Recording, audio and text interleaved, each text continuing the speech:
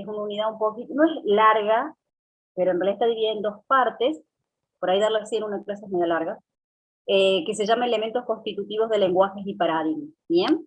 Y hoy vamos a ver la parte 1. Esta unidad, vuelvo a reiterar, no es una unidad que tiene ningún lenguaje asociado, ni en realidad refiere a un paradigma en particular. Digamos, nosotros la asignatura, ¿cuál es el recorrido que hemos hecho? Primero planteamos una unidad bastante general que hablaba de los conceptos generales y un poquito de contar esto, qué paradigmas íbamos a ver en la asignatura. Después nos fuimos parando en distintos paradigmas, el de objeto, después funcional y después lógico. Y finalmente, la unidad 6 lo que tiene son diversos conceptos que en realidad están presentes en cualquier proceso de programación, y por ahí, dependiendo en qué paradigma estemos parados, se da o no, ¿bien? Entonces, esta primera partecita, aquí, lo que vamos a ver son los conceptos lógicos y transversales, y sobre todo un poco poniendo el foco de qué manera se ha evidenciado en cada uno de los paradigmas que nosotros hemos aprendido en esta asignatura. Bien, vamos a ir por acá. La primera cuestión, gente, eso es lo que voy a decir la cosa. Generalmente, chicos, cuando ustedes van a un examen final, supongamos que les toca la unidad 6, muchas veces les dice, en una de las preguntas, que ustedes elijan 3 conceptos lógicos y transversales y los desarrollen. Cuando tengan que, si eventualmente en un final les piden eso, tienen que tomar cualquiera de estos que vamos a ir explicando ahora, ¿bien? Que fíjense que para todos son conceptos que a ustedes les es familiar porque lo hemos abordado en algún paradigma, o en todos, y la idea es tomar cualquiera de ellos y desarrollarlo, ¿bien? La idea es que acá vamos a ir explicando cada uno de ellos. Entonces acá vamos al primero, el de abstracción. Vamos a ir con el proceso de abstracción. A ver, si nosotros hablamos de abstracción en términos bien general, digamos, sin llevarlo al ámbito de la programación, nosotros decimos que la abstracción es una operación que permite que cualquier persona no se focalice en detalles que no son relevantes, y uno dice, bueno, ¿para qué hace eso? La idea es tratar de alguna manera de facilitar la comprensión o entender un determinado problema. Este proceso de abstracción es algo que nosotros cuando programamos, y eso independiente del paradigma en donde nos estemos parando, ese proceso de abstracción siempre se hace, ¿está? Entonces, si ese concepto lo traspolamos al ámbito de resolución de problemas, significa que muchas veces, no solamente en los lenguajes que hemos aprendido ahora, sino también en primer año, ese programador de alguna manera ignora o no toma en cuenta ciertos detalles que son más bien de implementación o finitos, sino que la idea es que se focalice en algo más general, de ver cómo es el funcionamiento, y uno dice, bueno, me focalizo en esto, pero esto lo dejo de lado. Total, para mí esto no es relevante, pero con esto general que sé, yo puedo resolver un determinado problema. Y uno parándose siempre en la abstracción, en el ámbito de resolver problemas, la idea es que con este proceso de abstracción uno puede resolver algo de una manera más simple, ¿bien? Que si obviamente tuviese que considerar todos aquellos detalles que en realidad por ahí muchas veces nosotros no son de nuestro interés. Ese proceso de abstracción, de alguna manera uno se permite algo que se va en términos progresivos, ¿bien? Y la idea es que siempre uno trata de excluir ciertas cuestiones que en realidad no nos van a ayudar a resolver un determinado problema. Ahora bien, ese proceso de abstracción para resolver un problema es distinto. Y es distinto, ¿y de qué va a depender? Bueno, depende de dónde nos estemos parando. Claramente, si nosotros nos paramos en el paradigma imperativo, generalmente uno resuelve un problema pensando de la manera, en realidad, en cómo la computadora internamente procesa la información. Entonces, claramente, cuando uno programa en estructurado, tiene la idea de esto de entrada, proceso, salida, que esas entradas tienen que estar almacenadas en un determinado lugar de memoria, que van a tener o se van a modificar ciertos estados cuando se hace una operación de asignación, y algunos otros procesos que efectivamente terminan generando un resultado. Entonces, uno, fíjense que cuando se paran distintos paradigmas, claramente se abstrae y tiene que seguir los lineamientos, básicamente, en realidad, de lo que el paradigma dice. Entonces, el paradigma imperativo un poco te da el lineamiento que den esto de resolver un problema pensando en realidad cómo la computadora, la estructura de la computadora lo hace. Y nosotros tendríamos que en realidad acercarnos a eso. Ahora bien, ¿todos los paradigmas siguen este mismo proceso de abstracción? Claramente no. El paradigma orientado-objeto, generalmente el principal proceso de abstracción cuando uno resuelve el problema, y acá es un cambio muy distinto en esto del paradigma objeto, porque supone que uno resuelve un problema no en términos de lo que la computadora puede llegar a resolverlo, sino como en realidad una manera de acercarse como en realidad una persona entiende un problema. Entonces, por eso cuando uno se para en el paradigma orientado-objeto, básicamente la principal abstracción uno piensa en términos de lo que son objetos o entidades. ¿Bien? O sea, lo primero que sale a la luz cuando uno intenta resolver un problema de estas características es justamente estos elementos. En el paradigma funcional, claramente nuestra principal abstracción es el tema de la definición de funciones aritméticas, y en el paradigma lógico, claramente el hecho de lograr definir proposiciones lógicas en nuestro programa. ¿Bien? Entonces, el proceso de abstracción siempre está, en términos generales. La manera en cómo uno va a encarar el problema, ese proceso de abstracción se va a ver condicionado en dónde estemos parados. Ya sea en el de objetos, ya sea en estructurado, funcional, o en el paradigma lógico. ¿Bien? Ahora bien, también nosotros cuando hemos programado, tenemos distintos tipos de abstracción. Recién ahí nos paramos de un lado de abstracción de cómo uno conceptualiza o toma en cuenta un problema. Yo recién me acordaba de lo que habíamos visto en la última unidad, en el paradigma lógico. Fíjense que cuando uno resuelve en el paradigma lógico, uno dice, bueno, finalmente yo tengo que conceptualizar esto de proposiciones lógicas a largo plazo, digamos. Eso en definitiva es el fin, llego ahí. Pero el tema, para poder llegar a eso, yo de alguna manera tengo que conocer previamente lo que conozco de ese problema. Y uno dice, bueno, todo lo que está ahí es verdad, pero hay un montón de otras cosas que en la realidad pueden ser verdad, y que claramente el programador no lo está considerando, por alguna razón. Con lo cual, en la realidad pueden ser verdad, pero todo lo que yo en realidad plasme en mi programa en Prolog, eso va a ser verdad. Por lo cual ahí abstrae parte de esa realidad o parte de ese dominio que en definitiva es lo que en realidad uno quiere conocer, indagar algo relacionado con eso. ¿Bien? Pero ¿qué sucede? Cuando uno va haciendo más finito esto de lo de la abstracción, del concepto de abstracción, nos paramos en que en realidad existen distintos tipos de abstracción y que claramente lo estamos haciendo casi siempre, nomás que por ahí no los comenzamos de esa manera, cuando estamos programando. Fíjense que acá tenemos tres tipos de abstracciones que en realidad se dan en la programación y la han hecho en realidad desde el primer año. Abstracción procedimental, abstracción de datos y abstracción de creación. ¿Qué se refiere con abstracción, chicos, procedimental? Uno está acostumbrado en algún punto, por ejemplo en primer año, en donde nosotros decimos, bueno, mira, vamos a definir un bloque de software bajo un determinado nombre, donde ese nombre engloba un conjunto de instrucciones que permite hacer una tarea específica. Y me dice, bueno, ¿cómo sería esto? Supongamos en Python al inicio, cuando teníamos un montón de lógica, decir, bueno, tenemos que dividir esto en partes más chiquititas. Bueno, uno se tiene que abstraer y decir, mira, esta lógica, bien, yo la podría denominar bajo un único nombre, de un procedimiento en términos generales. Yo quiero, no sé, sacar el promedio de un vector de números. Bueno, listo. Yo podría colocar un procedimiento que se llame promedio. Internamente, ese procedimiento, yo tengo un conjunto de operaciones o instrucciones que en realidad tiene como finalidad ejecutar una tarea concreta, que es en realidad devolver el promedio. Entonces, claramente, dependiendo el lenguaje, y sobre todo en el paradigma en donde en realidad nos estemos parando, uno tiene ciertos recursos para poder definir esto de decir abstracción de procedimientos.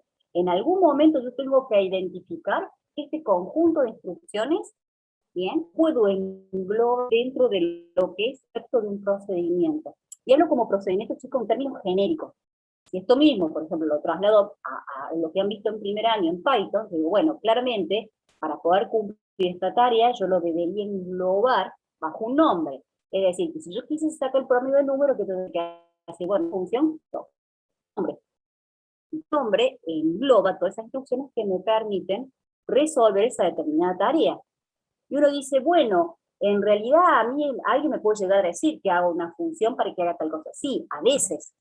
Pero a veces esto de abstraerte procedimentalmente y darte cuenta que necesitas tener un procedimiento para poder englobar toda una tarea, eso es algo que en realidad es el programador, ¿bien? Entonces, esto de la abstracción procedimental es algo que en realidad uno, si se pone a ver, el programador puede hacer este proceso él mismo, materializándolo a través de lo que es, por ejemplo, implementar una función que hace una tarea en concreto. Otra cosa que es muy útil, y también tiene que ver con esto de la abstracción procedimental, uno dice, mira, cuando yo estoy importando un módulo en un programa, por ejemplo, el random, import random, yo en realidad lo único que sé, fíjense, que en realidad el random es un módulo que internamente tiene un conjunto de funciones que te permiten generar valores aleatorios. Ahora bien, ¿yo conozco el contenido de todo este paquete? ¿Qué sé yo? No. Yo sé un par de funciones que son las que mayormente por ahí usábamos habitualmente, pero no conozco todo el contenido. Entonces, en ese sentido, también estoy haciendo una abstracción procedimental. ¿Por qué? Porque en realidad hay muchos recursos que el lenguaje me ofrece, que sé para qué sirven, pero en realidad no tengo ni idea cómo están. Yo sé que en realidad esos son funciones, y yo también puedo hacer funciones, pero lo que está en un módulo, y que en realidad uno se abstrae de esos detalles de cómo está implementado, a mí lo único que me interesa es saber el nombre, y para qué sirve, y nada más. Con eso yo claramente yo puedo empezar a trabajar. Entonces, en ese paso, claramente nosotros también hacemos una abstracción de un procedimiento, porque entonces por dentro hay un montón de cuestiones de implementación que en realidad, para mí como programador, lo soy sincero, no me interesa. Estoy ignorando esos detalles, pero sí que me interesa. Y mira, una mirada un poco más general, con que me digas, mira, esta función tiene este nombre, necesita esta X cantidad de parámetros, y lo que devuelve. Yo con eso, de alguna manera, estoy abstrayéndome, no solo poniéndome en la posición en donde yo puedo identificar que algo lo puedo colocar como una operación, ¿bien? O como un procedimiento, abstraigo eso y coloco un conjunto de instrucciones asociado a ese nombre, me pongo de este otro lado, que hay muchos recursos que muchas veces el lenguaje me ofrece, que sé lo que hace, pero en realidad también ahí estoy ignorando un montón de cosas, ¿bien? Uno dice, bueno, ¿me importa? Si soy curioso voy a ver el código, porque tengo ganas, porque necesito y porque tuve ganas de hacerlo, pero claramente no es necesario. Entonces, en ese caso, ahí uno está haciendo una abstracción de procedimiento, ya sea en esto de identificar la necesidad que uno lo puede hacer, y en esto de cuando uno también se pone en la posición que puede utilizar recursos que el lenguaje me da, y ahí en algún punto estamos haciendo esta abstracción de procedimiento. Ahora bien, ¿es lo único que podemos abstraernos? No, hay otra cuestión que es la abstracción de datos. ¿La abstracción de datos con qué tiene que ver? Tiene que ver con dos cuestiones, pero si uno lo ve desde el punto de vista de implementación, de lo que nosotros podemos llegar a hacer con el lenguaje, está relacionado con la posibilidad de que el usuario pueda crear nuevos tipos de datos. Fíjense que cuando nosotros antes en primer año teníamos que manejar un vector que tuviera, no sé, adentro en cada componente alumno, digo, bueno, quisiera saber si en realidad el Python tiene un tipo de dato alumno. Y me dice, no, Python no tiene un tipo de dato alumno. El Python tiene un int, yo conozco un string, un float, nada. ¿Qué tuve la necesidad ahí? De abstraerme y decir, che, mira, yo necesito un tipo de alumno. Bueno, pero ¿y cómo lo voy a construir? Bueno, lo vas a construir en función de los tipos de datos que ya tiene el Python. Tampoco no voy a crear nada nuevo. Hago una combinación de todos esos tipos y defino un nuevo tipo. Introduzco un nuevo tipo de datos. Cuando uno define un registro alumno en Python, claramente está incorporando un nuevo tipo de datos. Y el hecho de incorporar un nuevo tipo de datos, uno se va a abstraer. Se abstrae y dice, che, mira, no tengo o no conozco que el lenguaje me dé ese tipo, pero claramente tengo la necesidad de contar con eso en mi programa. Entonces uno se vale de los tipos que el lenguaje ofrece, hace una combinación de esos tipos y puede generar un nuevo tipo. Ahora bien, uno claramente, cuando define un nuevo tipo, los lenguajes de programación en general, es como que la gran mayoría permite esto de incorporar nuevos tipos de datos porque es algo muy flexible, es algo que en general se usa bastante. El tema es el siguiente, uno, cuando ni siquiera incluso detecta que quiere generar un nuevo tipo, uno dice, che, mira, a mí me dijeron, no sé, qué sé yo, en Smalltalk que tenía este tipo y este tipo. Que esto era para los números, esto para las cadenas. Lo mismo me pasó en Python. Me dijeron, che, mira, estos son los tipos que define el Python, esto es para un número, esto. Ahora bien, por dentro del lenguaje, cada definición de tipo de datos tiene toda una implementación por debajo, que es de bajo nivel. Algunas de las cuestiones que se implementan es decir, qué operaciones son válidas para poder operar, por ejemplo, con ese tipo de datos. En todos los lenguajes claramente no se comporta de la misma manera.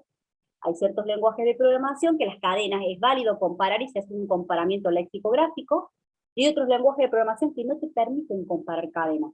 Sí puedes comparar valores numéricos, ¿bien?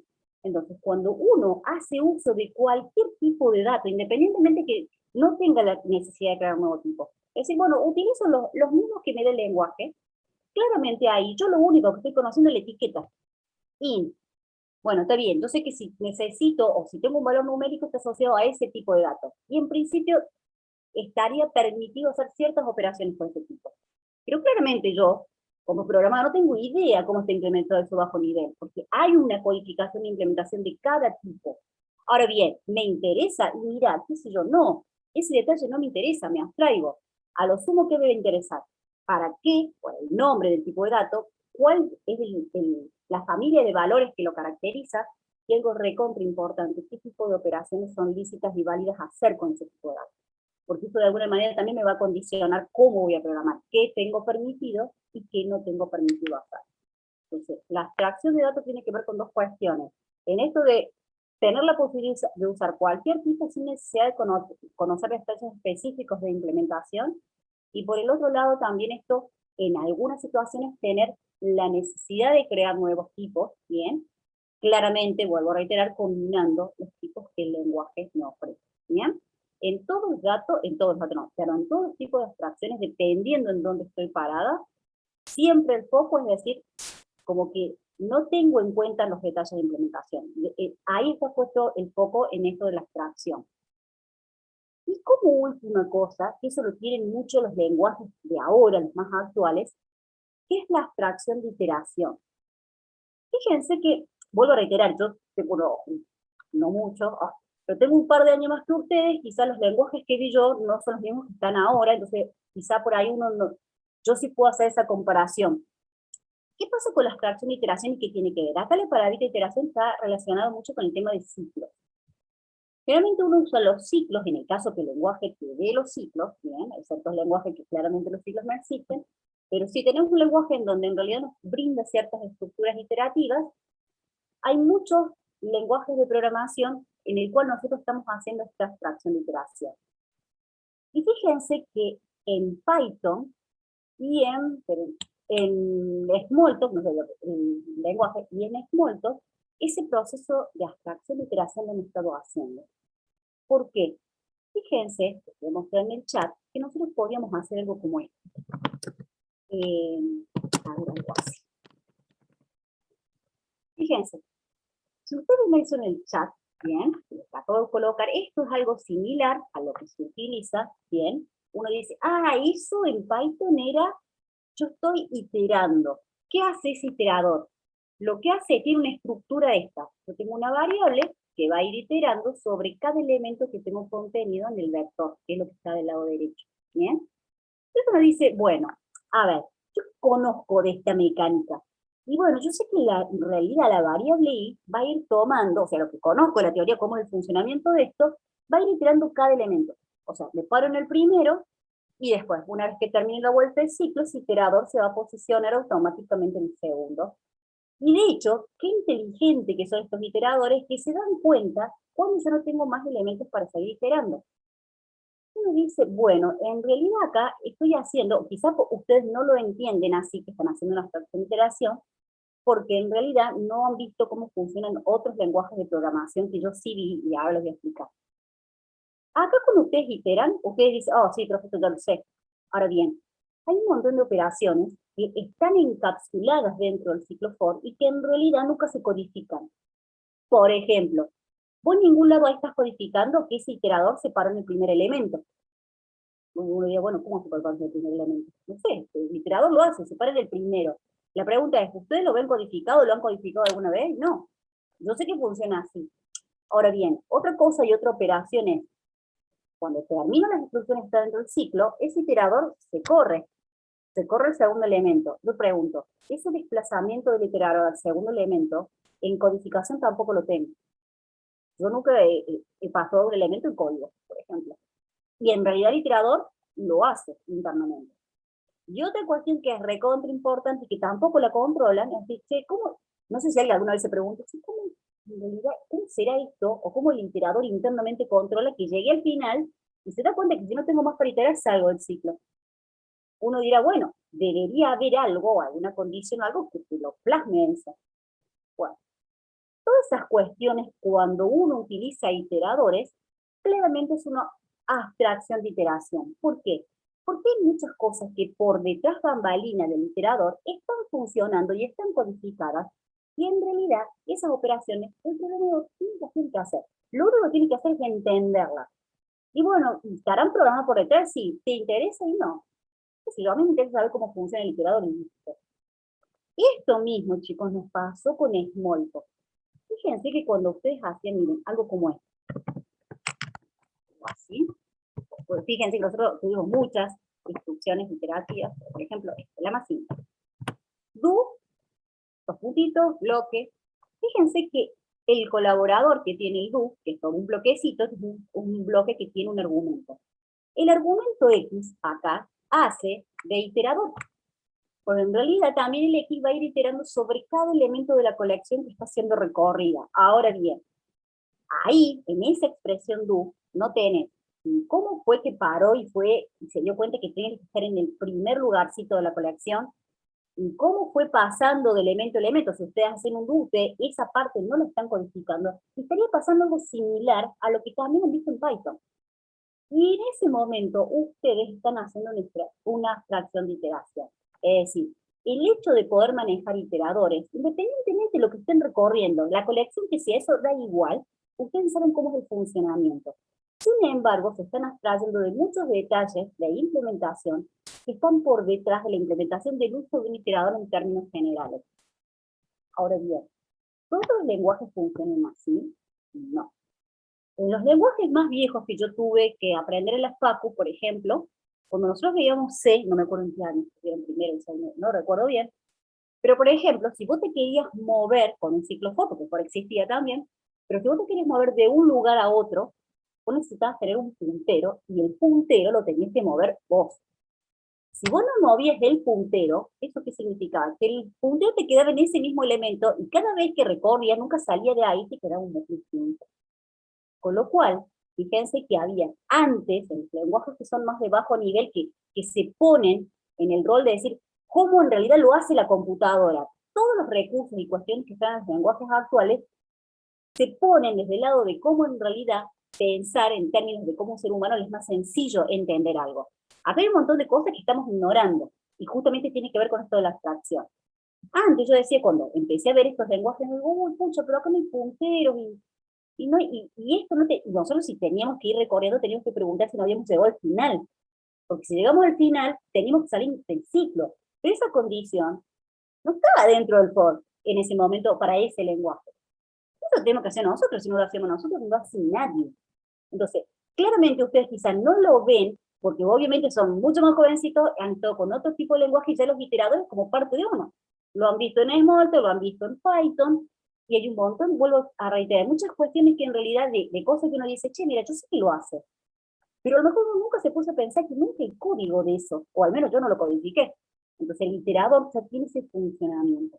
Entonces, por eso, cuando uno hace una abstracción de iteración, perdón, generalmente la hace cuando toma como recurso el uso de las estructuras, por ejemplo, en Python un ciclo for, por ejemplo, en Smalltalk utilizamos una variedad más importante de mensajes de recorrido, siempre teníamos un iterador que iba a ir tomando cada objeto almacenado en esa colección. Bueno, en ese momento, donde me abstraigo de todas esas cuestiones que está por tras bambalina, como en realidad los iteradores manejan, uno está haciendo una abstracción de iteración. Vuelvo a reiterar, ustedes lo tienen como tan internalizado que funciona de esa manera que quizá a lo mejor no llegaron a percibir que hay cosas que hay un montón de operaciones que se están haciendo como internamente y no están plasmadas en código. Entonces, fíjense que todos estos tipos, ya sea la abstracción de procedimientos, de datos o de iteración, es algo que ustedes lo están evidenciando desde el día 1, desde que entraron en el primer año en el área de programación. Y acá claramente también lo fueron evidenciando, sobre todo en otros paradigmas con otros lenguajes de programación. Esto, chicos, en la iteración, acá concretamente, le hemos visto bueno, en primer año con ciclos por igual, y acá en Smalltalk lo han visto con los mensajes de recorrido de las colecciones. Cuando han ido recorriendo colecciones, bueno, ahí también está esto del concepto de iterador. Y también hay otra cosa que le dieron los iteradores. En uno también vieron iteradores, ¿es otro paradigma con qué en otro lenguaje? Hay en otro lenguaje, pero digamos, hay en uno que lo vimos, más allá de Smalltalk también, ahora que me acuerdo. En otro paradigma también lo vimos. Vimos con Smalltalk y vimos con otro más. ¿Con el funcional? Bien, bueno, bien. Cuando estábamos utilizando listas por comprensión, teníamos algo de ese estilo. Como en el chat. Esto que tiene del lado derecho, bien, lo que hacía era básicamente ir recorriendo cada elemento de la colección que está del lado izquierdo. Esto también es un mecanismo de iteración, ¿bien? Y concretamente el ámbito de uso que le hemos dado es en Haskell, cuando vimos listas por comprensión. Y también ahí está haciendo un montón de cosas, va iterando, se va moviendo de un elemento a otro, cuando no tengo más elementos en la colección, sabe que ya no termina el recorrido, es decir, hay toda una cuestión que también internamente ya está implementada y que nosotros simplemente conocemos el funcionamiento y la sintaxis, y con eso casi todo, ¿bien? Entonces, 3 tipos de abstracción. La modularización es fundamental. Y uno dirá, bueno, hay lenguajes de programación que como que se presta más para esto de la modularización. Fíjense, cuando empezaron a programar, uno dice, bueno, la modularización es una técnica, una estrategia para poder resolver problemas y que en realidad le facilita las cosas al programador. El usuario, si tiene más o menos módulo, no se da cuenta. O sea, el usuario final ve lo que se ejecuta. Ahora bien, ¿cómo yo organizo esa lógica, esa codificación? Y bueno, eso depende del propio programador. Con lo cual, la modularización es una estrategia que favorece la forma en que yo voy a realizar el código, que sea de manera más ordenada y que sea de manera más entendible. Y esto, sobre todo, chicos, se pone mucho el énfasis cuando uno empieza a trabajar profesionalmente y claramente no trabaja solo. Cuando trabaja en programación, trabaja en equipos de desarrollo. Uno tendrá una parte, otro tendrá otra. Claramente, si uno empieza a hacer una codificación a lo largo, no divide con esto que les decía de la abstracción procedimental, un conjunto de tareas bajo el nombre de una etiqueta o algún procedimiento, lo que fuese, se empieza a complicar la cosa, bastante. Si uno trabaja solo, y bueno, lo sumo se me hará más largo, más difícil de entenderlo, pero bueno, claramente eso se tiene que dividir como en partecitas, porque si no es un caos total. Cuando uno modulariza, se facilita muchísimo el tema de cómo entender el código, sobre todo cuando uno tiene errores, hace más fácil la detección de por dónde puede llegar a estar el error. Entonces, claramente, la estrategia de la modularización, a todas luces, es como un beneficio para las personas que programamos. Ahora bien, todos los lenguajes de alguna manera tienen ciertos recursos para poder modularizar, ¿bien? Claramente, en donde estemos parados, el nombre que le va a dar ese módulo va a ser de manera distinta. Podemos tener funciones, podemos tener procedimientos, podemos tener métodos. Vuelvo a reiterar, dependiendo del lenguaje va a tener un nombre distinto. ¿Qué sucede cuando uno habla de modularización? Uno dice, yo se lo tengo que decir, ¿es deseable? Y mirá, sí, es deseable. Cuando vos empezás a programar, modularizar es algo muy importante. Vuelvo a reiterar, por más que uno, independientemente trabaje de manera individual, quizá en algún momento tiene que testear ese programa. Y si tu programa tiene muchas líneas de código, se te empieza a poner complicada la cosa, sobre todo identificar el grupo de líneas de código en donde estás teniendo problemas. Entonces, cuando vos lo colocas todo dentro de una función, podés individualizar y decir, mira, el problema está acá, en esta unidad. Incluso hasta la podés aislar. Yo voy comentando y muchas veces voy probando y digo, mira, comentando esto funciona claramente por acá, el problema está en esta función. Y esto me permite hacer eso si yo modularicé. Si no modularice, más vale que eso no lo podría estar haciendo. Ahora bien, cuando uno modulariza, vuelvo a reiterar como una técnica que es bastante deseable cuando uno programa, la idea es que surgen 2 cuestiones de los módulos en sí. Y cuando hablo de módulo, lo hablo en términos genéricos, chicos. Una función en Python es un módulo también para nosotros. Entonces, 2 cuestiones, encapsulamiento y delegación. Encapsulamiento, ¿a qué se refiere? Que cada función, claramente, es como una caja negra. Fíjense que cada modulito conoce internamente su funcionamiento, conoce cuáles son sus entradas y que claramente tiene que generar, pero eso no implica claramente que tenga que conocer en detalle lo que otros módulos de funciones realicen. Entonces, por eso, de alguna manera, cada modulito funciona o cumple el rol de caja negra.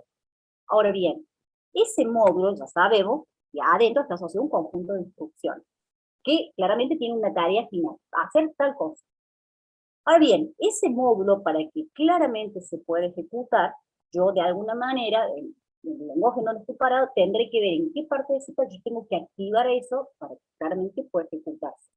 Es decir, reciba las entradas, en el caso que necesite entradas, haga ese proceso y genere la salida. Y acá aparece con el módulo, con el concepto de módulo, otro concepto que está muy relacionado, que es el de delegación. Hay ciertas partes y vuelvo a reiterar, dependiendo del lenguaje en donde estemos parados, pero hay ciertas partes del programa que se responsabilizan en esto de activar ese módulo, y otro claramente recibe esa directiva y se va a ejecutar.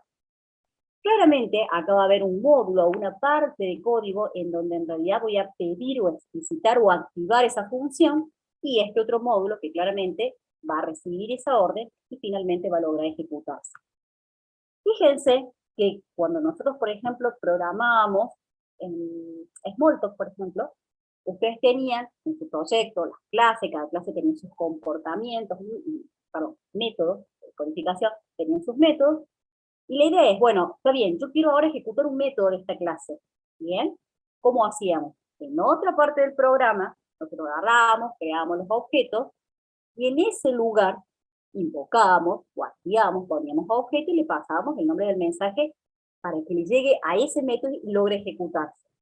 Claramente, en Smalltalk teníamos como dos interfaces claramente separadas. Por un lado teníamos toda la codificación del proyecto, el clásico, y por el otro lado una ventanita en donde en realidad se encargaba, de alguna manera, de activar esos métodos. Lo mismo pasa con Python. Como trabajaba en Python teníamos un montón de funciones. Generalmente teníamos una función específica, bien, que era test principal, como se lo quieren llamar, pero ahí claramente nosotros a partir de ahí activábamos a esa función. Entonces la delegación tiene que ver con esto que, está bien, yo tengo un módulo, pero seguramente en otra parte en particular se va a encargar justamente de explicitar o pedir que ese módulo que yo acabo de diseñar se ejecute. Mientras que el otro simplemente está en un rol más pasivo, que es el módulo, recibe esa orden y se va a ejecutar. Entonces ahí se delega. Por un lado se delega en una parte quien va a activar, y por el otro lado el módulo recibe esa activación y genera resultados. ¿Bien? Entonces tanto el encapsulamiento como propiedad de cualquier módulo, en cualquier lenguaje. Y esto también es un concepto que está relacionado con los módulos, que es el tema de la delegación. A algún lado se va a explicitar o se va a pedir que eso se ejecute, y por el otro lado el módulo recibe esa orden y termina finalmente ejecutándose. ¿Bien? Son como dos partes o dos momentos distintos. Ahora bien, nosotros en este recorrido que hemos hecho por la materia teníamos dos conceptos, que es la declaratividad, la declaratividad y la proceduralidad. Ah, esperen que ahí tengo un mensajito. A ver. Mira, Francisco, en algunas situaciones, fíjense lo que plantea ahí Francisco. Si bien nosotros estamos acostumbrados, de que, qué sé yo, supongamos, en Smalltalk, me paro en Smalltalk, de que en algún lado creamos objetos y a ese objeto le pasamos el mensaje, ese objeto conocía si realmente podía responderlo o no, entendía ese mensaje, hacía una copia del método y se ejecutaba. Eso lo estamos haciendo en un lugar aparte. Pero ¿qué sucede? Puede llegar a suceder, como dice Francisco, que un método pueda a su vez internamente su mismo bloque de instrucción activar otra función. Con lo cual es algo que se da, porque claramente en algunas situaciones quizá ustedes, no sé si me has vuelto, pero en Python probablemente lo han hecho, y claramente ahí también se está delegando. Si no, no es el lugarcito más convencional, pero es claro que muchas veces, quizá ustedes en Smalltalk les ha llegado a tocar esto de decir, bueno, define un método, y dentro del método, a su vez active otro método que ya había definido anteriormente. Y eso funciona, sí, como lo hice en Python, que tenía una función, tenía ahí otra funcioncita más internamente y la estaba activando. Bueno, acá pasa lo mismo. Eso que hay de ese Francisco también en algún punto es delegación, porque en algún momento ese bloquecito, ese módulo, está cumpliendo el rol de activando otra función que ya previamente está definida. ¿Es algo que se da muy frecuente? Y no, pero eventualmente se da, ¿bien? Esto de que yo decía que estaba como en un lugar aparte, es claramente cuando vos invocas cualquier módulo, función o como le quieres llamar, lo haces como en un lugar aparte, ¿bien? Pero claramente también una función podría llegar a ser un lugar en donde vos estás activando otro módulo u otra función, ¿bien? Otra cosa que también vimos, gente, es dos conceptos que no sé si, creo que no los mencionamos, que es la declaratividad y la proceduralidad. Y acá uno dice, bueno, a ver, estos dos conceptos son dos cuestiones contrapuestas, ¿es o blanco o negro? No. Esto se da en los lenguajes que hemos visto en este recorrido de la asignatura, y hay lenguajes que claramente son más declarativos que otros, y otros lenguajes que son más procedurales que otros. La cosa es, ¿qué significa que algo o un lenguaje sea mayormente más declarativo? ¿Por qué se caracteriza? Y mira, se caracteriza en esto, de que básicamente yo voy a definir un problema en términos de lo que conozco, declarando qué conozco de ese problema, y no haciendo el foco en el cómo lo voy a resolver. Entonces, generalmente cuando yo especifico o declaro algo de ese problema, tengo diferentes maneras de materializarlo, es decir, distintas maneras de escribir eso. Yo puedo de alguna manera describir en forma de condiciones, afirmaciones, en términos de funciones aritméticas, y básicamente, de alguna manera, eso va a caracterizar ese problema. Y uno dice, bueno, pero en realidad, el cómo también es importante, porque no solamente un programa sería esto de describir algo de lo que sé, ¿no? Uno dice, acá me está faltando una patita. El cómo. El cómo, en los lenguajes de la vertiente declarativa, está presente. Entonces, si hay un cómo, seguramente hay una serie de orden que me dicen cómo hacer eso. Entonces uno dice, bueno, entonces pongámonos de acuerdo, que lo que o declarativo o procedural. Claramente, vuelvo a reiterar, siempre de estos dos conceptos, declaratividad y proceduralidad, hay uno que se destaca más o que hay más grado de eso. Tanto el paradigma funcional o lógico son mayormente declarativos. Fíjense en Prolog hicimos, y bueno, en la primera parte del programa especificamos lo que sabíamos de ese dominio, declaramos. Ahora bien, uno dice, bueno, pero con declarar no basta, yo tengo que en realidad saber o tener algún mecanismo que en realidad dé la respuesta al usuario cuando el usuario haga una pregunta ese programa. ¿Está? Sí está. Pero claramente no es parte de lo que uno plasma a modo de programación o como parte del código fuente. Acá empiezan a intervenir ciertos mecanismos de control interno que son los que se denominan motores. Por ejemplo, el Prolog tiene ese motor de inferencia. Ese motor de inferencia uno dice, no hace magia, no tiene adentro un algoritmo. Ah, pero un algoritmo como los que vimos en ADB, sí. Un algoritmo como los que vimos en ADB. Ah, bueno, si es un algoritmo, seguramente tiene esto de entrada, proceso y salida. Sí, se está especificando los pasos. Pero eso no significa, puedo reiterar, que en realidad Prolog, uno dice, y bueno, uno lo enmarca dentro del paradigma justamente declarativo. Pero acá lo que quiero que quede claro es que el paradigma declarativo, cuando estos conceptos, sea procedural o declarativo, es que en realidad un lenguaje tiene mayormente un funcionamiento o características declarativas. Acá dentro del motor de inferencia en Prolog, al tener un algoritmo, también tenemos algo procedural, pero es en términos menores. Entonces, prima mayormente la proceduralidad, ¿bien? Perdón, la declaratividad. Entonces, por un lado, ¿quiénes son declarativos en función de lo que hemos visto chicos en la materia? Y bueno, paradigma lógico y funcional son meramente declarativos, están dentro de ese marco. Ahora bien, ¿y el procedural qué es? El procedural se acerca más a lo que hemos conocido, hemos aprendido con AED y con el paradigma orientado a objetos. La proceduralidad se dice que son claramente conceptos como contrapuestos, ¿bien? Pero vuelvo a reiterar, no son exclusivos, sino que claramente son más complementarios. ¿Qué características tiene un programa que he implementado de manera procedural, como por ejemplo en Python o en Smalltalk? Indican explícitamente una secuencia de ejecución. Eso lo tenemos, y lo tenemos muy internalizado de lo que se ADB. Se detalla un conjunto de sentencias. Recurrimos al uso de estructuras de control. Decisiones, iteraciones, secuencias. Generalmente, en un sistema que es complejo, vuelvo a reiterar, no es que hay algo que sea 100% procedural o 100% declarativo, sino como que los dos conceptos coexisten siempre que hay uno que toma mayor protagonismo, ¿bien? Por eso digo que los lenguajes de la vertiente declarativa también tienen algo de procedural, pero claramente el grado que tienen es mucho menor que lo que tienen de declarativo, por eso dice, en términos generales se dice que son declarativos, ¿bien? De esto que ustedes le tienen que quedar claro es, declarativo seríamos paradigma lógico y paradigma funcional.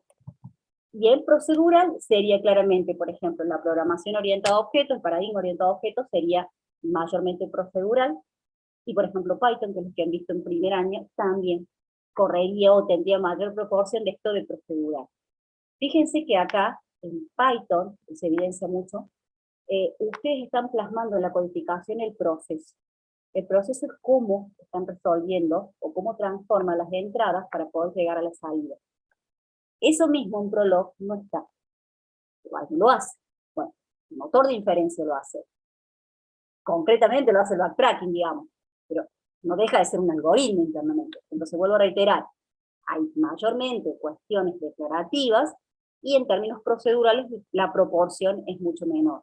En Python, cuando uno codifica, se evidencia claramente que uno plasma en cómo resolver ese problema, con lo cual acá prima mayormente la parte que es procedural. ¿Bien? Entonces, por un lado, declaratividad y proceduralidad. ¿Bien? Siga. Vamos a ir acá, vamos a hacer como último, así es fácil un pequeño reto. Las estructuras de datos. A ver, las estructuras de datos son algo, chicos, que están presentes en todos los lenguajes de programación. Fíjense que estructuras de datos es el concepto genérico. Después cuando nos empezamos a parar en cada lenguaje de programación es muy probable que a esas estructuras de datos se le dé como un nombre en particular, un nombre específico. Entonces yo por ahí digo, qué sé yo, ustedes habrán escuchado en el paradigma de orientado a objetos que cuando hablábamos de estructuras de datos, no, hablábamos de colecciones. En realidad, para nosotros las colecciones son las estructuras de datos, si lo hablamos en términos mucho más genéricos. Pero concretamente la Smalltalk, la denominación que le da a la estructura de datos son colecciones en términos generales, ¿bien? En todos los lenguajes de programación hay un abanico, o un conjunto de opciones de distintas estructuras de datos que yo puedo tomar. ¿Qué les puede quizás llamar la atención? Que dependiendo del lenguaje, qué sé yo, por ejemplo, por decirles un ejemplo, no sé, en Python vimos listas. Las listas tenían ciertas características. Y qué sé yo, en otro lenguaje de programación también están las listas. Pero en su definición, en su concepto, las implicancias que tiene una lista no es la misma que la que tiene una lista en Python, por ejemplo. Entonces, muchas veces esa misma estructura, de alguna manera, la manejan dos lenguajes que incluso están en paradigmas totalmente distintos, y uno dice, pero mira, los dos son iguales, serán iguales, y hay que ver, porque muchas veces, qué sé yo, una lista, por decirles algo, tiene como limitación en su definición que solamente puede admitir elementos del mismo tipo. Mientras que en otros lenguajes de programación la lista también me da la posibilidad de ir guardando elementos, pero claramente no es una restricción en su definición de que yo deba almacenar elementos del mismo tipo. Puedo estar almacenando cualquiera y para ese lenguaje es válido. En función de esas estructuras de datos, tenemos estructuras de datos que son, de alguna manera, o tienen en cuenta el modo de almacenar esos elementos que son temporales y permanentes. Miren, en esta materia, chicos, lo único que hemos visto han sido estructuras de datos que toda la información, ya sea Smalltalk, ya sea con Haskell, ya sea con Prolog, han sido temporales. Es decir, todo lo que guardamos, lo creamos, la estructura de datos en memoria, guardamos, cuando el programa se termine, chao. Se libera la estructura y por ende todo lo que había ahí adentro. ¿Qué sucede? La única cosa que han visto como estructura de datos permanente no ha sido en esta materia, sino que ha sido en AED. En AED, cuando vimos archivos, eso fue la única manera, o el único ejemplo que ustedes conocen, de poder almacenar datos de manera permanente. Entonces uno cuando crea un archivo, graba cosas en ese archivo, cierra el programa, el archivo sigue existiendo físicamente en disco, por ende todo lo que eventualmente tenía ahí guardado va a quedar persistente. Ahora bien, ya sea todo lo que hemos manejado con Smalltalk, todo lo que hemos manejado con funcional y con lógico, todas esas estructuras de datos entran dentro de la categoría de temporal. ¿Bien? Con respecto a la forma de disposición de los elementos, claramente nos hemos parado En estructura todas, y vuelvo a reiterar, eso también en AED, hemos hecho una continuación. Si bien hemos dado vuelta a la página, y hemos cambiado distintos lenguajes, pero las estructuras de datos donde hemos puesto el foco en primer y segundo año han sido estructuras de datos de característica lineal. Y me dice, bueno, ¿pero por qué? Miren, si yo tengo, generalmente, ¿qué característica tiene una estructura de datos que es lineal? Y generalmente yo tengo, exceptuando el primero y el último elemento, pero cualquier otro elemento de esa secuencia, yo tengo un elemento que le antecede y un único elemento que le sucede. Con lo cual, esto implica, desde el punto de vista de programación, que si yo eventualmente tengo que recorrer cualquier estructura de tipo secuencial, dentro de todo es bastante simple. Digamos, dependiendo también del lenguaje donde estoy parado, puedo tomar o echar mano a los ciclos repetitivos, qué sé yo, y es simple, o sea, recorrer una lista en Python, hacer un for y se terminó, digamos, no hay mucho más para hacer. Ahora bien, ¿son las únicas estructuras de datos que existen? No. El año que viene, voy a empezar a aprender de la materia que eligen electiva de programación, van a poder enfocarse en las estructuras de datos no lineales. Y uno dice, bueno, pero en realidad, ¿por qué nos vemos en segundo año las no lineales? Ya total, en aire vimos las lineales. ¿Por qué? Porque si ustedes se fijan por ejemplo acá, si yo tengo que agarrar y tengo que hacer un recorrido del árbol, digo, bueno, a ver, primero, hay una cuestión que la distingue de las otras. Fíjense que para el 4, digo, bueno, a ver, el 4 en este caso, si me fijo, no tiene ningún elemento que le va a suceder. No tiene nada por debajo. Pero fíjense que el elemento que le antecede, si uno lo mira y dice, ah, mira, tiene este, ah, pero mira, también tiene este. Entonces, cuando uno tiene que recorrer una estructura de este estilo, y bueno, no son muchas las opciones, vengo por acá, por acá, por acá, por acá, chao, no hay mucho más. Ahora bien, cuando uno tiene que recorrer una estructura de datos no lineal, y la cosa se empieza a complicar. ¿Por qué? Porque yo claramente podría haber venido por acá, por acá, por acá, después tengo que subir, y después venir por acá o por acá. O tranquilamente poder haber tomado el lado derecho y después irme por el izquierdo. O sea, que las variantes de recorrido ya ahí se empiezan a amplificar. Y no es algo tan simple, sobre todo cuando el árbol tiene muchos niveles. ¿Bien? Entonces uno dice, bueno, ¿y esto se puede hacer? Y sí, se puede hacer. Yo esto concretamente lo aprendí también en tercer año, con C. Recorrer estos grafos era un dolor de cabeza porque recorrerlos con ciclos y demás es muy complejo. Por lo cual ahí muchas veces uno recurre, dependiendo del lenguaje de programación, si lo dispone la técnica, a recorrer este tipo de cosas con recursión. Entonces primero nos enseñaban con ciclos, era un dolor de cabeza, un código así, y era bien complejo la lógica para recorrer un grafo. Y después se planteaba como una estrategia más compacta, esto de decir, bueno, puedo hacer esto mismo, en lugar de hacer ciclo, bueno, son recursión, y se usaría esto. Entonces fíjense que en tercer año ustedes ya tienen como una maduración en cuanto a la parte de programación, para poder ir un paso más, y poder hacer la gestión de estructuras que son más complejas. Incluso, vuelvo a reiterar, en su recorrido. Ni les cuento, como digo yo, ahora que me acuerdo, no sé por qué recuerdo cuando me acuerdo que suponte que tenés que borrar un nodito, suponte que si tenés que reacomodar todo el árbol, un dolor de cabeza. Bueno, eso era muy complejo. Claramente en un primer año no hay forma de ver estructuras de datos que sean no lineales, y en un segundo año, por la materia de paradigmas, que el objetivo es justamente ver distintas formas de solución, y no en esto, es complejo. Entonces, este tipo de cosas, nosotros en la materia no lo hemos visto, pero ustedes la van a abordar sí en materias de tercer año, ¿bien? Y van a poder hacer recorrido y todas esas cosas, que es un poquito más complejo que las estructuras lineales. Objeto lógico y funcional, todas las que vimos son lineales. La forma de creación, tenemos estructuras que son estáticas y que son dinámicas. Las estáticas se suponen, chicos, que tenemos esto de que tengo X cantidad de elementos, por ejemplo, en una listita tengo 4, y no podría, si tengo la necesidad de guardar un quinto elemento, no podría tener forma de aumentar o agregar más tamaño en memoria para alojar ese quinto elemento. Entonces son 4, yo puedo, la capacidad de almacenamiento máxima es de 4 elementos. Ahora bien, las que son dinámicas, claramente yo puedo adaptar y es a demanda. A medida que voy agregando, puedo de alguna manera ir incorporando, teniendo más lugar para poder ir agregando estos elementos. La gran mayoría de la materia, nosotros, por ejemplo, en en Python, después se han confundido el lenguaje, en Python hemos visto todas dinámicas. Creo que sí, eran todas dinámicas. Me parece que sí. Y acá, mayormente dinámicas. Hay en un paradigma que vimos algunas estructuras de datos que eran estáticas. ¿Alguien se acuerda en qué paradigma vimos estructuras de datos que eran estáticas?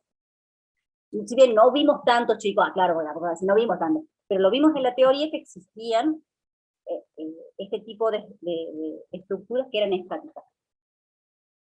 Si alguien se acuerda.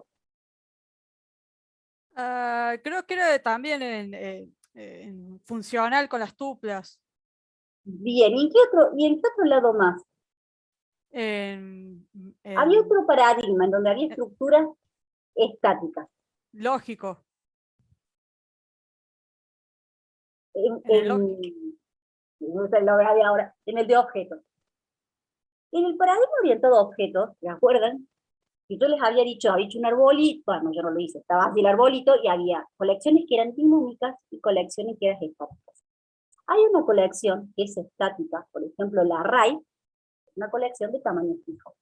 Fíjense que cuando ustedes crean una colección cualquiera, en el paradigma orientado a objetos, el mensaje que ustedes reciben para crearla es new. Pero fíjense que el new tiene una sobrecarga y tiene algo de este estilo. New punto, argumento. El new dos puntos, ese mensaje de palabra clave, fíjense que los dos puntitos es un argumento. En realidad ese new, ¿para qué sirve? Nosotros usamos generalmente el new de arriba. ¿Pero por qué? Porque utilizamos colecciones dinámicas. Utilizamos, no sé, no me puedo acordar el nombre. Bueno, back, set, todas esas eran dinámicas. Entonces, cuando yo creo usé el new. Pero fíjense que hay ciertas colecciones que Smalltalk nos da, que son estáticas. Entonces, si yo quisiese crear un array, yo tendría que utilizar un mensaje como el segundo que les pasé por chat, donde ahí cuando yo creo los dos puntitos, el argumento que estoy esperando sería cuánta va a ser la capacidad que tiene esa colección para poder, de alguna manera, almacenar objetos. Y la idea es que no me debería estar sobrepasando de esa capacidad. Es decir, que en un cierto grupito de colecciones en Smalltalk que son dinámicas, que son las que mayormente se han aplicado en la práctica, porque la verdad, las que hemos hecho las que han hecho ustedes en la parte práctica, han sido dinámicas, pero claramente también hay otro grupo, que si bien las vimos quizá en la teoría, pero en la primera práctica, que también son de tamaño fijo. ¿Bien? Entonces, el new, dos puntitos, el new como palabra clave, como mensaje de palabra clave, se utilizaría para instanciar este tipo de colección. ¿Bien? Entonces ya el año que viene, van a ir con esto. ¿Bien? Van a ir con las no lineales con otros lenguajes de programación. ¿Bien? Y vamos, esperen que me un poco. A ver, voy a ver si me... A ver.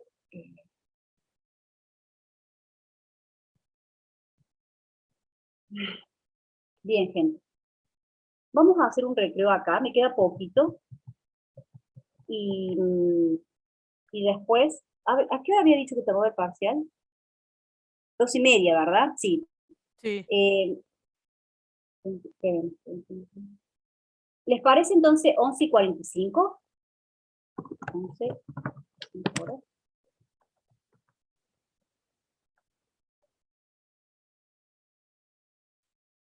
Ok, Bueno, bárbaro. profe. Bárbaro.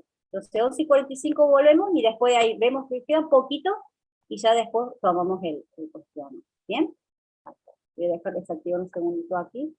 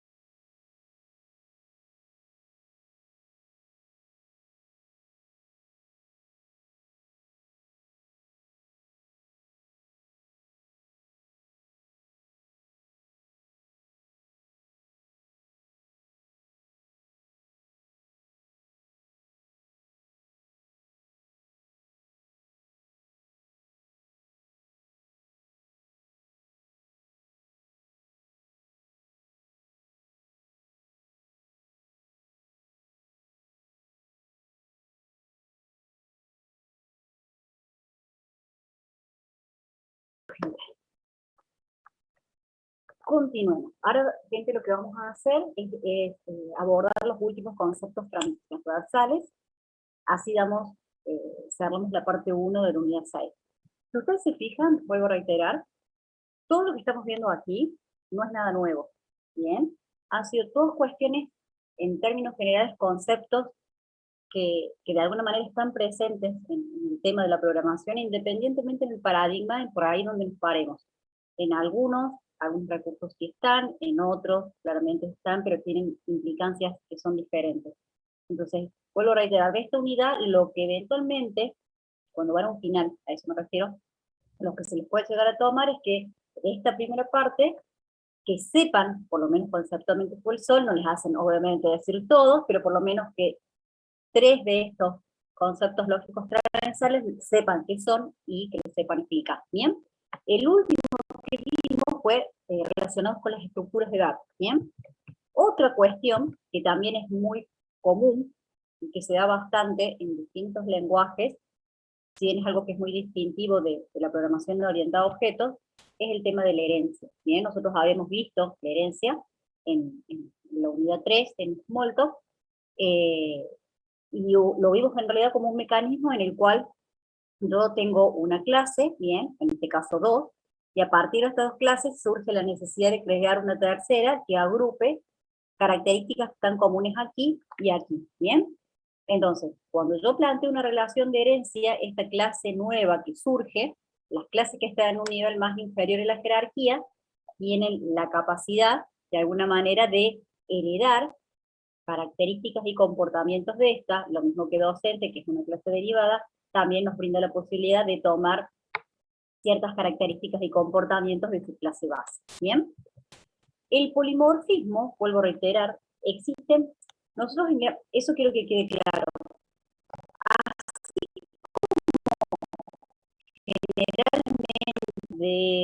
para programación orientada a objetos, la herencia más que nada, el foco está puesta en esto de las clases en general, porque fíjense que con ustedes durar distintos niveles. Mínimamente una herencia simple, sencilla, tiene 2 niveles. Nivel, en este caso, superior, que tiene la clase base, y el nivel inferior, que tiene las clases derivadas. Ahora bien, el polimorfismo, lo que en realidad va muy de la mano con la herencia, y uno dirá, bueno, ¿siempre va de la mano con la herencia? No, depende del tipo de polimorfismo. Nosotros vimos un tipo de polimorfismo en particular en la unidad 3 que se llamaba polimorfismo subtipado. Bueno, este tipo de polimorfismo particularmente, el foco claramente acá, cuando uno habla en términos polimórficos, el foco está puesto en los métodos, en los comportamientos. Mientras que en el otro, en la herencia, generalmente el foco está puesto en realidad en cómo esas clases se van a estructurar, porque a partir de una definición de relación de herencia, claramente hay diferenciado una X cantidad de niveles, ¿bien? Ahora cuando hablamos de polimorfismo, y sobre todo nos paramos en el polimorfismo subtipado, lo que va a permitir es crear ciertas piezas, dice software, que van a trabajar de manera indistinta con distintos tipos de entidades, y que puede claramente ser intercambiables. ¿Esto qué significa? Que claramente yo puedo tener, como digo, el foco del polimorfismo está puesto, y vuelvo a reiterar, polimorfismo subtipado, está puesto el foco en los métodos o comportamientos. La cosa es, un método, ¿qué características debería cumplir para que sea polimórfico? Bueno, claramente ese debería tener un mismo nombre, bien, y que claramente pueda ser respondido en el marco de la unidad 3 por objetos que pertenezcan a distintas entidades. Es decir, supongamos en este caso, yo mando el mensaje imprimir. Supongamos que este objeto monitor tiene la capacidad de responderlo. Entonces, si tiene la capacidad de responderlo, pues seguramente la clase monitor tiene un método que se llama imprimir. Entonces, claramente, cuando llegue el mensaje, ese objeto reconoce que básicamente podría responderlo. Hace una copia, ejecuta ese método, y claramente ese método devuelve o no, o hace lo que tiene que hacer. Ahora bien, si ese mismo nombre de mensaje lo puedo de alguna manera enviar a otro objeto de otra clase que es distinta, fíjense, monitor e impresora son instancias de clases diferentes, claramente ese método es o tiene características polimórficas. Con lo cual ahí fíjense que imprimir lo va a recibir el mensaje, claramente en la clase impresora voy a tener un comportamiento que se llama imprimir, con lo cual ahí se va a hacer una copia de ese método y se va a ejecutar. Uno dice, bueno, en realidad el mensaje, el nombre es el mismo, y si tiene la capacidad de responderlo es porque claramente esa clase, si bien son clases distintas, independientes entre ellas, lo que en realidad va a tener es un método de imprimir. Ahora bien, ¿en dónde en realidad es esto del polimorfismo? Si bien el nombre del mensaje va a ser igual, pero el modo o la manera de implementación de ese método sí va a ser diferente. Bien, entonces probablemente el método de imprimir en la clase impresora, si bien va a tener la misma cabecera, va a tener el mismo nombre, pero internamente la lógica de ese método va a ser distinta. Al igual que acá que el monitor también va a tener el método de imprimir, pero claramente la manera de hacer ese mecanismo de impresión va a ser distinta que a lo mejor lo hace un impresor. Este tipo de polimorfismo se denomina polimorfismo subtipado, ¿bien? Entonces, claramente, nosotros cuando avanzamos en esto de los distintos lenguajes con distintos paradigmas, básicamente el tema del polimorfismo lo vimos concretamente y muy explícito en la unidad 3, concretamente con Smalltalk.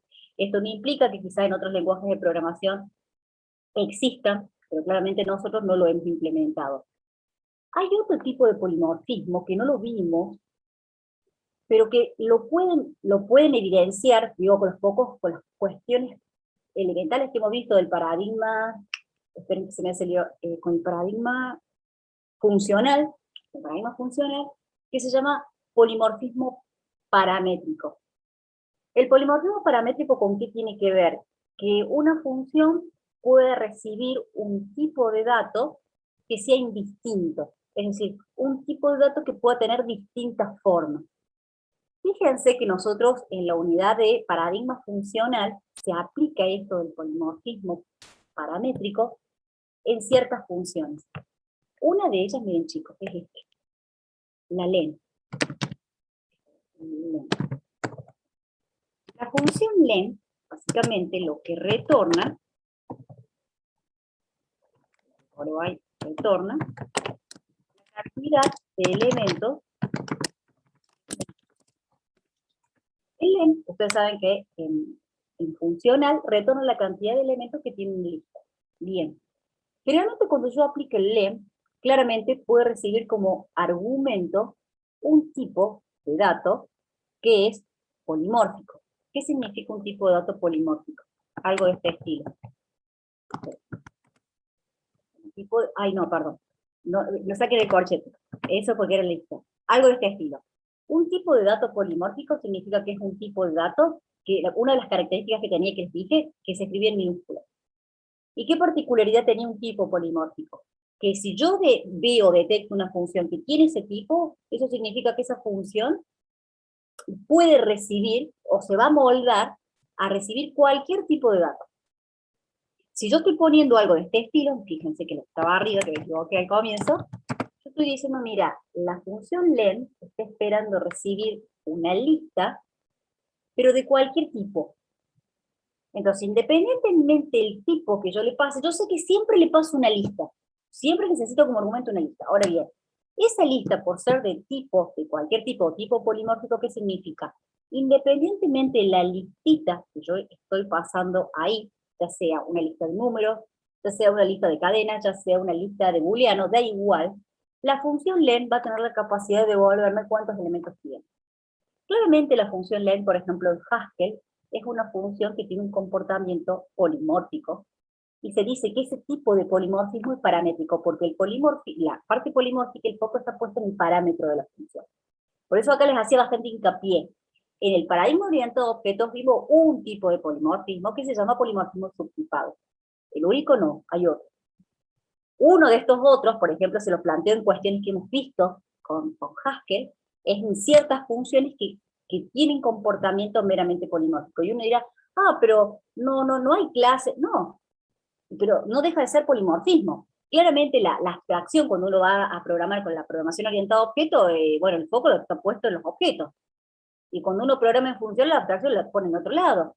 Por eso les digo, uno muchas veces cuando dice polimorfismo o dice herencia, se imagine clases, porque claro, ese es un pilar de la programación orientada a objetos, pero eso no implica que ese mismo concepto sea traspolado o pueda ser aplicado en otros lenguajes de otros paradigmas.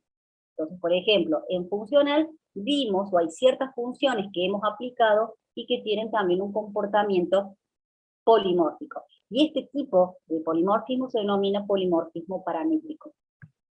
La función que tiene este comportamiento, una de ellas, aclaro que una, es la función len, que fue una función que sí han visto bastante ustedes en funcional. ¿Bien? Entonces, por un lado, lo que no quiero que se queden, que está bien, es uno de los pilares de la programación orientada a objetos, esto de la herencia y polimorfismo, pero claramente estos conceptos se pueden traspolar a otros lenguajes que no pertenezcan a ese paradigma. Claramente también el modo de implementación es distinto porque la forma que abstraemos en otros paradigmas claramente también va a ser distinto. ¿Bien? Ahora bien, esto es algo que es muy interesante, el tema de la transparencia referencial y efecto del lado colateral. Es algo que se da cuando uno programa mucho en ciertos lenguajes de programación. Bien esto, la transparencia referencial es una propiedad recontra mil distintiva de un paradigma que vimos en la materia. ¿Alguien se acuerda cuál era la transparencia referencial? Yo les dije, esa característica es una propiedad distintiva de este paradigma. Transparencia referencial. El ¿Sí? funcional. Bien, buenísimo. Bien, Stefania. Del funcional. ¿Qué significa la transparencia referencial? Eso lo conocemos. Pues, bueno, supongamos que lo conocemos, que nos acordemos. La cosa es así. Como en realidad el paradigma funcional, la principal abstracción es en términos de pensar en funciones aritméticas, yo digo, bueno, este paradigma, la característica como muy distintiva es esto de la transparencia referencial. ¿Por qué? Porque lo que en definitiva nos va a devolver una función va a depender exclusivamente de los parámetros que esa función recibe. Es decir, que lo que me devuelva acá seguramente va a depender concretamente y va a influir en función del valor de los parámetros que esa función eventualmente tenga definido. Bueno, tiene lógica. Ahora bien, existe otro efecto, y claramente la transparencia referencial es algo muy propio de los lenguajes más que nada de la vertiente declarativa, pero hay otra cuestión que es el efecto del lado colateral. Uno dice, ¿qué será esto? Es como la contraposición de la transparencia referencial. Si yo estoy diciendo que un bloque de software, el resultado que me devuelve va a depender exclusivamente de los valores que recibe como argumento de la función, yo puedo llegar a pensar que cualquier bloque, y eso para que lo vean en términos generales, en cualquier lenguaje, yo digo, bueno, mira, es un bloque, un módulo. Y acá tengo lógica, tengo algunas líneas de código. Pero eventualmente lo que me devuelve ese bloque no solamente estaría dependiendo de sus argumentos, de su función, sino que hay algunas cuestiones que tienen que ver más allá del ámbito de esa función. A ver, ¿cuál es el ámbito de mi función? Y mira, mi ámbito es desde acá hasta acá. Y bueno, yo digo, desde acá lo que podría estar influyendo, con razón y con lógica, sería los parámetros que pasó acá. Si lo estoy usando, seguramente va a influir eso, ese valor que yo paso acá. Pero si ustedes se fijan, hay algunas variables, este lenguaje C, ¿no? Esta variable tendré que cambiar el ejemplo porque antes teníamos C. Este ejemplito que está acá, hay una variable que está definida por fuera de lo que es el ámbito del módulo. Y uno dice, mira, en realidad acá, ¿qué me estaría influyendo el resultado de ese bloque? Mira, me está influyendo en realidad dos cuestiones. No solamente de los parámetros, que es algo muy propio del ámbito de ese módulo, sino de otras cuestiones que están definidas por fuera. Uno dice, bueno, ¿esto se puede dar? Sí. Generalmente, el tema es que esto se puede lograr. Recuerden que en el primer año nosotros le decimos, chicos, les enseñamos el tema de variables locales y globales. Y que le decíamos, bien, chicos, en realidad no es tan deseable esto de usar variables globales y demás. Siempre tratar dentro de que si una función necesitaba algo, que el mecanismo dentro de esos datos era el mecanismo de parametrización. Bueno, el tema es que acá al tener algo por fuera de la función, este bloque depende de dos cosas. De lo que es propio al ámbito de la función, y que es el parámetro de entrada, y de otras cuestiones como, por ejemplo, una variable que está definida con un alcance global. Entonces, acá este resultado va a depender no solamente de los factores que son inherentes a la definición de ese módulo, sino de cuestiones que son más externas. Con lo cual ahí, qué sé yo, corro un riesgo, porque cualquier cosa que modifico o meto mano por fuera, está impactando acá. ¿Yo qué tengo acá? Yo tengo la garantía funcional, que si le paso 2 argumentos, si le paso 5 y 2, yo sé que en realidad eso depende, lo que debo devolver del 5 y el 2, y no me imagino otra cosa. Con lo cual ahí me está dando la pauta que mayormente los lenguajes de la vertiente declarativa, el tema de la transparencia referencia, no, perdón, sí, referencial sería la vertiente declarativa. El que más nota, el que mayor se evidencia es en el paradigma funcional.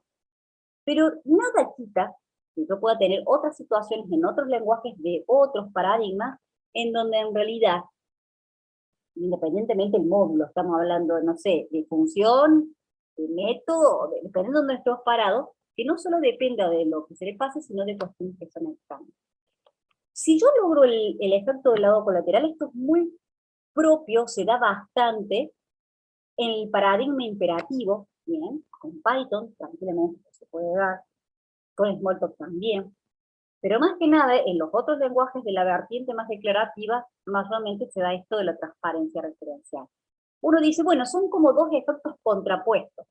Yo sé que el bloque de un módulo depende de esto, de lo que defino por acá. Y sé que en realidad cuando se produce esto del efecto del lado colateral, va a depender en realidad no solo de lo que en realidad tengo definido en el ámbito de la función, sino cuestiones que son externas. O sea, hay que tener cuidado, porque como en realidad ese valor yo lo puedo modificar desde cualquier momento, y en cualquier lugar, y con cualquier cosa, corro peligro de qué cosa en realidad puede estar afectando y el cómo de esto que devuelve acá. Acá corro menos riesgo, porque en realidad yo sé que esto depende de esto solo. En cambio acá depende de esto y de este otro factor. Vuelvo a reiterar, este tipo de situaciones mayormente predominan o se dan un poquito más en el paradigma imperativo y en el paradigma orientado. ¿Bien? Transparencia referencial y efecto de la. Y estos sí son como dos conceptos contrapuestos. ¿Bien? Vamos a ir por acá. Sí que me deja. Otra cosa que también nos surgió, y vamos a ver si se acuerdan, y relacionan, esa es la idea de esta unidad, es relacionar todo lo que hemos visto en la materia, es el modo de evaluación. ¿Esto con qué está relacionado? Cuando yo activo, pongámosle un módulo, una función, le pongamos un nombre concreto, yo tengo que pasar ciertos argumentos, suponiendo que esa función recibe y necesita argumentos de entrada. Ahora bien, esos argumentos se evalúan en distintos momentos, es decir, cada lenguaje de alguna manera define en qué momentos esos argumentos se van a valorizar. Existen distintos modos que ya lo hemos visto en los paradigmas medios que hemos ido viendo, sobre todo en lógico y funcional. Un modo es la evaluación ansiosa y un modo es la evaluación diferida. La evaluación ansiosa, generalmente, cuando yo activo una función, en ese momento se conocen efectivamente los valores de esos parámetros que estoy pasando. Cuando se activa la función ya le pasas esos valores. El momento de develar lo que tienen esas variables es el momento que se ejecuta. Por eso, fíjense, la evaluación ansiosa se hace antes de la invocación, es decir, cuando llega a ese modulito o esa función, ya ahí se copian esos valores en esos parámetros. Ahora bien, ¿es la única forma de conocer esos valores o esos parámetros que les pasa un módulo? No. Existe este otro modo que es como una cuestión contrapuesta a la evaluación ansiosa, que es la evaluación diferida o perezosa. También se llama así. Esa evaluación diferida o perezosa lo hace generalmente quien ejecuta.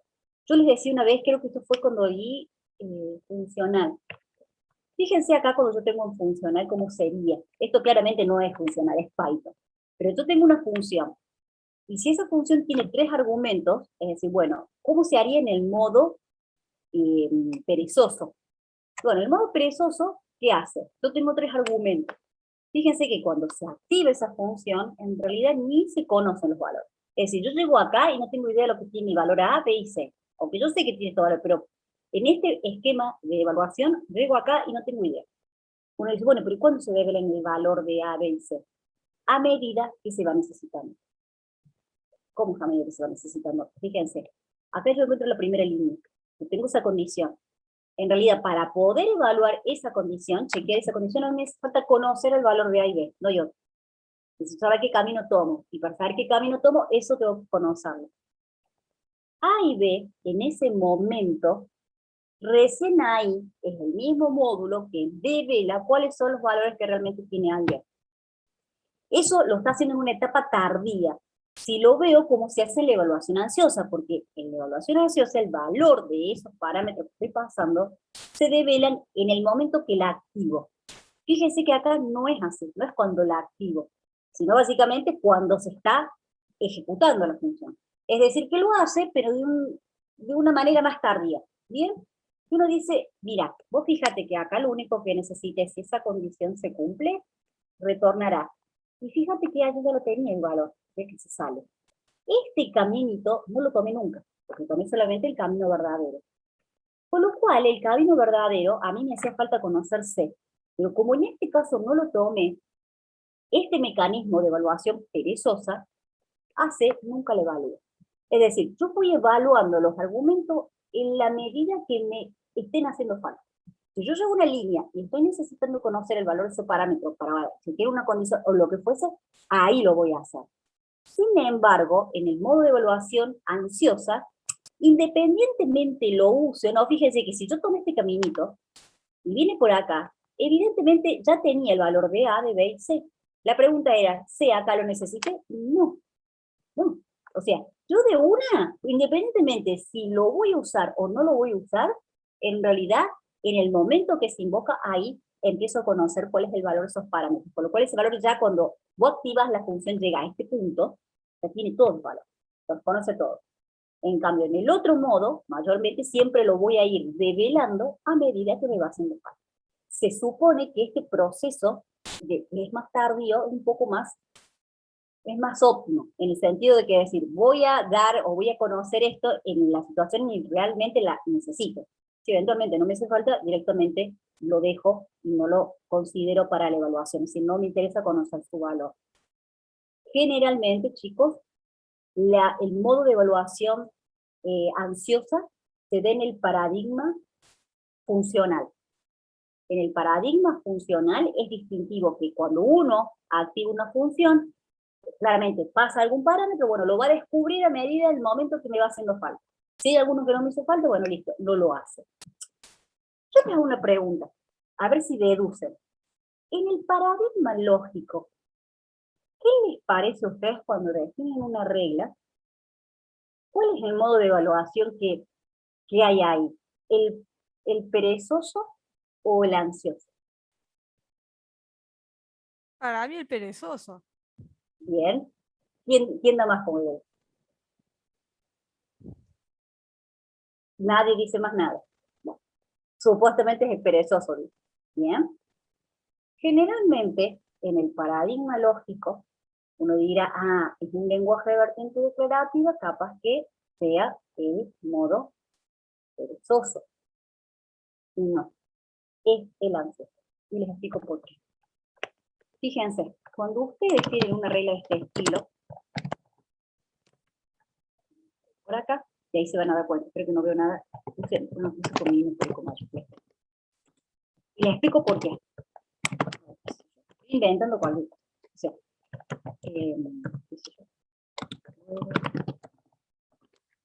quiero que vean.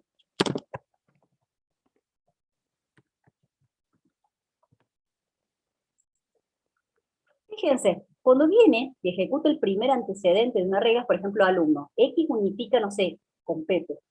¿Qué pasó con esa variable lógica?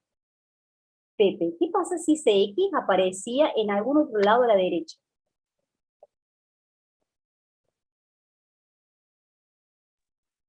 Lo que ¿Puede sucede, ¿Puede repetir? deja de ser libre. Es decir, si X, fíjense que X, supongamos que es para referir al nombre del alumno, unifica y X unificó con Pepe. La pregunta es, ¿esa variable lógica deja de ser libre siempre y cuando aparezca del lado derecho en algún otro ubicado? Fíjense que acá también aparece en Arturo. Entonces, automáticamente cuando acá es Pepe, acá también se reemplaza con Pepe. ¿Sí o sí? Deja de ser libre. Por eso ahí se da el caso del proceso de unificación, que empieza a hacer un lío con los nombres, el proceso de unificación. Entonces, el proceso de unificación lo que hace es, cuando una variable deja de ser libre, automáticamente todas se reemplazan y automáticamente dejaron de ser libres para todo esa regla. Con lo cual, el modo que tiene, de alguna manera, está bien, no estamos hablando de función, estamos hablando de predicado. Estamos en otro paradigma y la abstracción es otra. Pero si nos planteamos en el tema con las reglas, bien, de inferencia, las reglas lógicas, el modo de evaluación en esa situación sería ansioso. Lo mismo va a pasar con Smalltalk, lo mismo pasa con el PAR.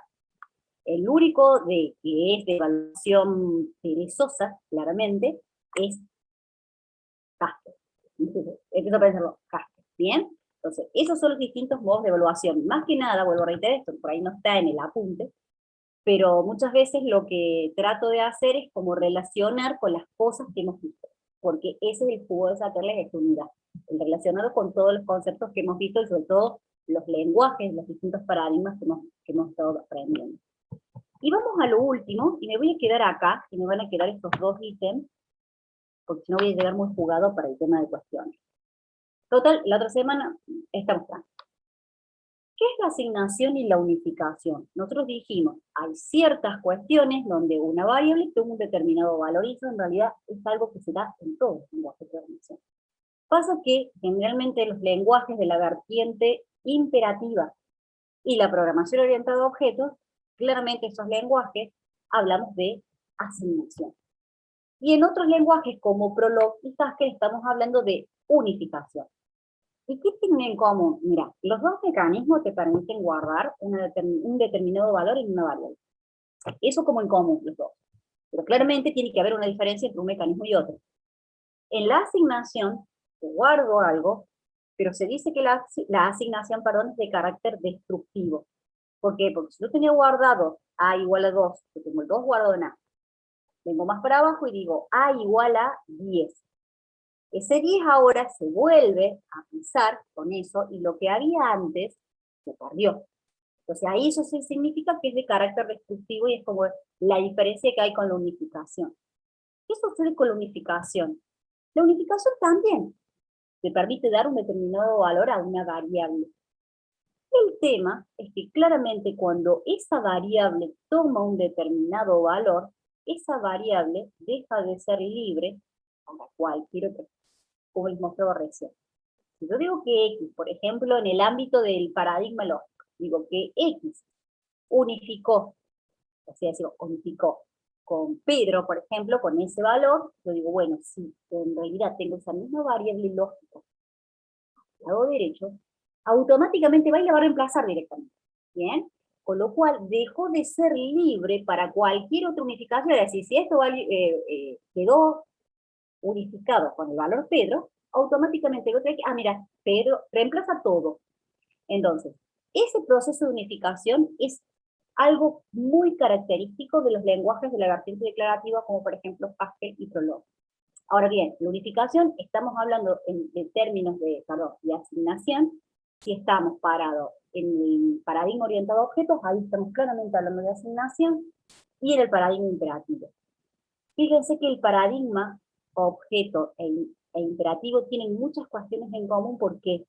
Porque si bien el paradigma imperativo, yo os dije en la primera clase, es un paradigma que quizás en la actualidad no se utilice tanto para el desarrollo de soluciones desde el punto de vista profesional, es uno de los lenguajes que claramente son como el mejor exponente para enseñar a programar, y lo voy a defender a muerte porque me parece que es ese, no objeto, como primer lenguaje, ¿no? Que lo tienen que conocer, sí, pero no como primer lenguaje. Pero claramente el de objeto surge o nace y toma como base muchas cuestiones del imperativo.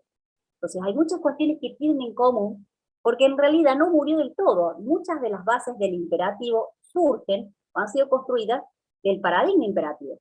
Entonces hay muchas cuestiones, fíjense, lo decía, fíjate, en Python es imperativo y en objetos son similares. ¿Pero por qué? Porque el objeto tiene cimientos en común con el imperativo. Es decir, que está bien, si uno no lo utiliza así tal cual como está, el orientado a objetos, que es el que se usa mucho, tiene muchas bases del imperativo. Tiene muchas cuestiones. De hecho, su creación además de tener ciertas cosas que son muy propias del paradigma de objetos, hay muchas otras cuestiones que las está heredando de la programación imperativa. ¿Bien? Entonces, por un lado, asignación, y por el otro lado, unificación. ¿Bien? Vuelvo a reiterar, tiene cosas que son, pero claramente no exactamente igual. Siempre hay una diferencia entre lo que es asignación y el proceso de unificación. ¿Bien? Gente, ¿qué vamos a hacer ahora? Van a ser ya las 20, vamos a tomarnos 10 minutitos, porque no quiero terminar rápido y ahí no vamos a hacer el cuestionario, no los quiero matar tampoco, me quedan muy poquitos, me quedan esos 2 temas nada más. Seguimos la clase que viene y vemos la otra parte. ¿Qué quiero que vayan haciendo? Vayan abriendo el aula virtual, vayan viendo el tema del cuestionario, pueden ir repasando un poquito, son 10 minutitos nada más, y cuando yo les avise, chicos, vamos a prender las cámaras, ¿bien?